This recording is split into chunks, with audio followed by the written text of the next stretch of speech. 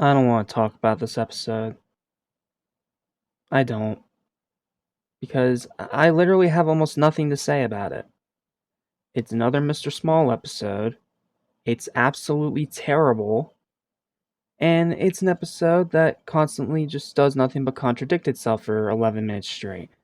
Of when to be honest, when to tell a lie, or how the truth is better than a lie, but then a lie is better than a truth. And then for some reason, Small brings out a weird stocked snake thing that then just makes them silent for the remainder of the episode while he's stuck in a filing cabinet drawer. Why?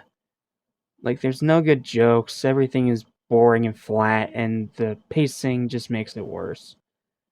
This episode is just plain flat out garbage, and I would not recommend it to anybody. Is that a little harsh?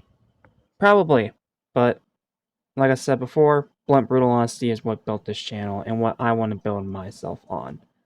And in my pure, blunt, and brutal, honest opinion, this episode is a 2 out of 10. It is complete and utter trash and one of the absolute worst of the entire season. There's the review of the sock. Let's move on to a much more interesting and good episode, The Genius. Now, this episode, on the other hand, is one I do want to talk about. And it's a pretty great one. This is one I've actually watched twice now. I watched it the first time about a day or two ago, and at first I wasn't the biggest fan of it. I thought it was just a pretty good episode. But I just rewatched it again today, and on second viewing, I'll admit that I appreciate it a lot more. To the point where I'd call it a great episode. I wouldn't call it one of my favorites of the season or anything, but there's still plenty of really great things in this episode to talk about, so let's talk about it. So, this is the episode where Darwin gets sent to a government institute for geniuses after he scores highly on an aptitude test. Or at least, so everyone else thinks. We'll talk more about the twists at the end later.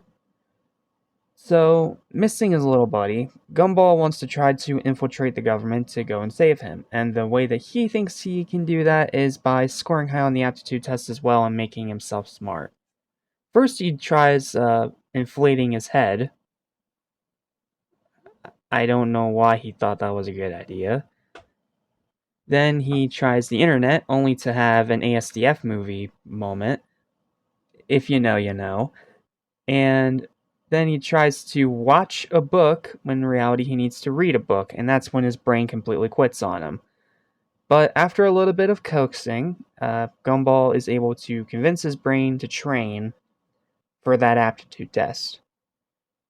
Meanwhile, while this is going on, we have Richard and Nicole adopting Rocky and trying to replace him as the new Darwin and acting like psychos because they're in a literal state of mental breakdown. Yeah, you know how way back at the beginning of this marathon I told you about how there's a good bit of episodes where Nicole flat out just crashes out on everybody? Yeah, this is one of them. Even though this one's a bit more on the creepy side rather than the aggro side. It's still funny regardless. And then the episode ends with the big twist that it was actually Anais who filled out that aptitude test for Darwin. But they don't want her taken away. So instead, Gumball's brain, after a very dramatic build-up, because why not? It's a cartoon. Might as well milk the moment for all it's worth. Uh, ends up pointing out Rocky is the one that had the high score in the aptitude test. And the government takes him away, but he refuses to solve the equation that's on the board until he gets everything that he wants.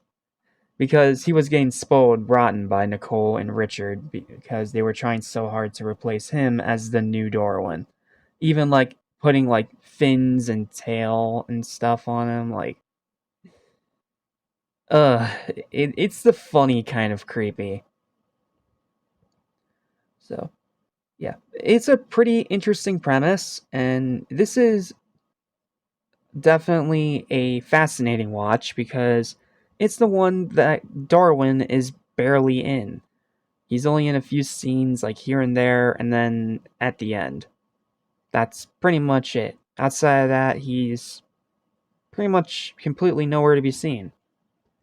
And not having that dynamic of Gumball and Darwin, because now Gumball is by himself, is again really interesting.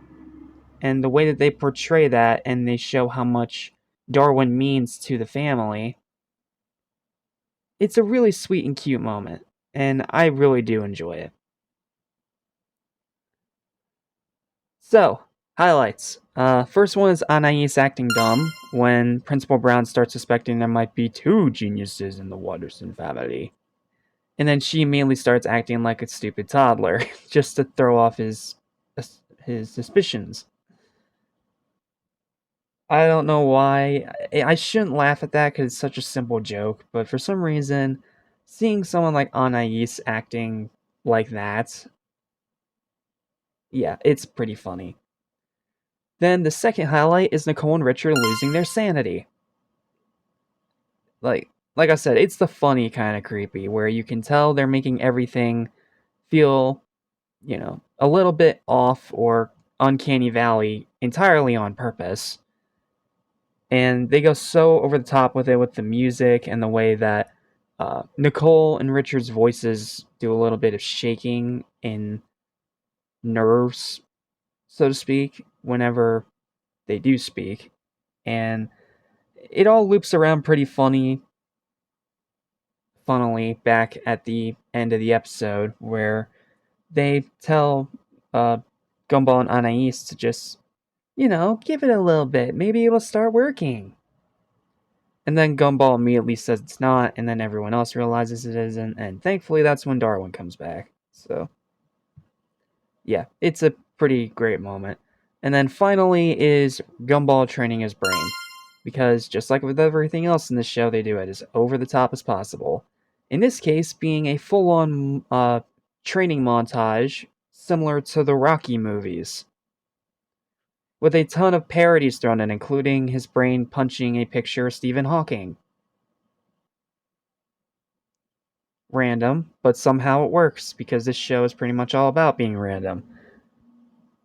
So, yeah, at the end of the day, this is a pretty great episode, and dare I say, ingenious. Ha ha ha, I funny. Final verdict for the Genius is a high and well deserved 8 out of 10. Definitely better on the second watch than it was the first time. And I would definitely recommend it. But again, stay away from the sock is garbage. Okay, that's all I've got for this one. Thank you guys so much for watching. I'll see you guys next time for the Poltergeist and the Mustache. Sorry for no intro on this one, but I just wanted to get through the sock as fast as possible. Sure you'll understand. Thanks for watching. I'll see you in the next video. Peace.